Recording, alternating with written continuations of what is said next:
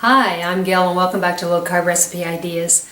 Today we're going to make low carb mac and cheese. Now instead of using the elbow noodles or whatever noodles you usually use in mac and cheese, we're going to substitute it with cauliflower. I'm sure cauliflower is the #1 vegetable of the year. Like, it's been amazing of how much we use cauliflower with low carb because it's such a good vegetable to be using. So anyway, let's get started and we'll show you how to make it. So the first thing we're going to do is we're going to steam our cauliflower. Now I have a steamer here. They're not very expensive. They're like $29 is what I paid for this at Walmart one day. And if you don't have a steamer, then you can use this colander, put it in a pot, add about 2 inches of water in the bottom, and then you can place your cauliflower on top. But I'm going to use the steamer, so I'm going to put the steamer in, I'm going to put the cauliflower in the steamer, and I'm going to turn it on for approximately 15 minutes. And I'll be back with you when it's done. My cauliflower has been steamed and it's cooled off, so now I'm just going to break it up into small pieces. So you can just take your hands and, because it's soft now, just break it apart, and then you can take your knife and cut them into small pieces once you get it all apart. There, we've got it all put apart. I'm just going to set that aside, and then we are going to start making the sauce. To make our cheese sauce, we're going to put in a cup of butter, and we will get that melted, and we're going to do it slowly because the next step we have to put in half a teaspoon of gar gum, which is a powder that you can buy in a health food store, the superstore, and the organic aisles. You can find it, but you have to be very careful with this. This is a thickener. Instead of using flour, for example, if we were using flour in this recipe, we'd use 2.5 tablespoons. Whereas you break it down here to use a 1/16 of whatever the flour measurement was. So we're going to use half a teaspoon for that. So I'm adding a half a teaspoon of gar gum, and we're going to whisk it up. And even if it was not warm, if it was just cold, it does thicken up also. Looks like I've got it dissolved there. And I'm going to put in a tablespoon of powdered mustard. And we're just going to whisk it together.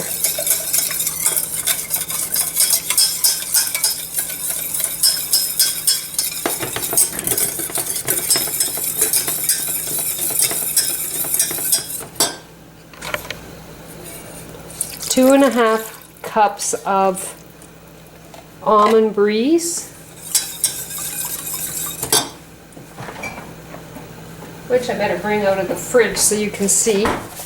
This is the original, and for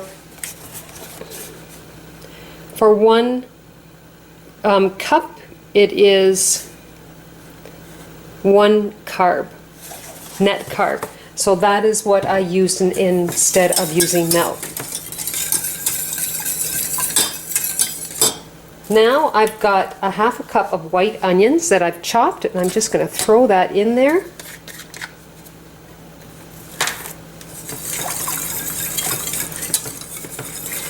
And I shredded up a half a cup of fresh Parmesan, so we're going to put that in there and then just stir till we get it melted.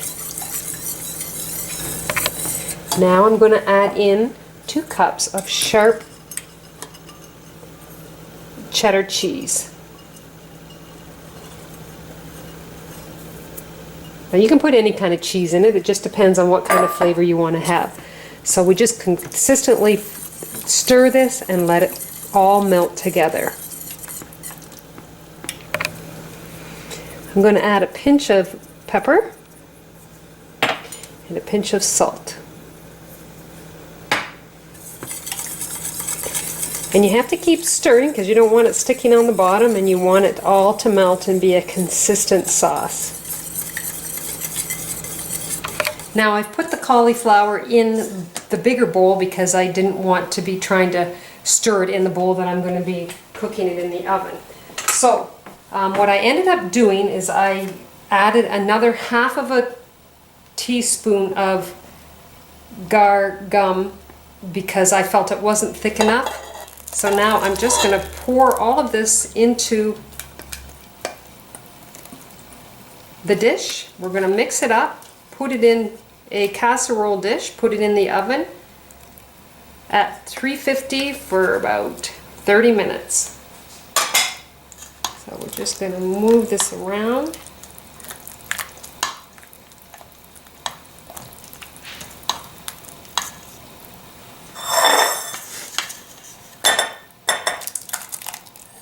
And pour it in.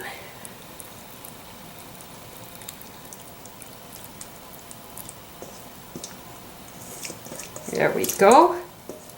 It smells delicious. But you have to be a mac and cheese lover to be able to like this also, and with the cheese and everything else. Now, something that we're going to do a little different.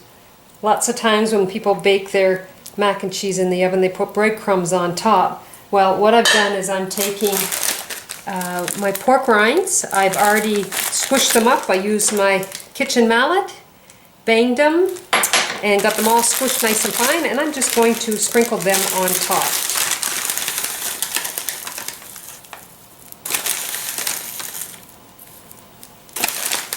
And they'll get all nice and crispy while they're baking in the oven. This dish is actually quite full, so I'm going to put it on a cookie sheet to be safe in case something decides to run over in my oven, because I definitely don't want that to happen. So we're going to put it in the oven at 350 for 30 minutes.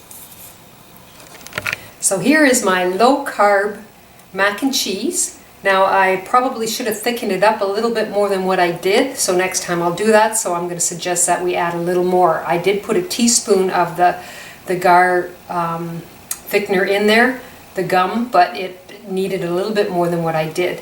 It's quite tasty. So this is basically what I'm having for supper, is a salad, my tomato, and my mac and cheese, my low-carb mac and cheese. And with the pork rinds on top, it's got a little crunchiness to it. It's quite lovely. I'm sure you're going to enjoy it. I hope you go to lowcarbrecipe.com, try this recipe and all my other ones. You take care, and I'll see you in the next video. Bye now.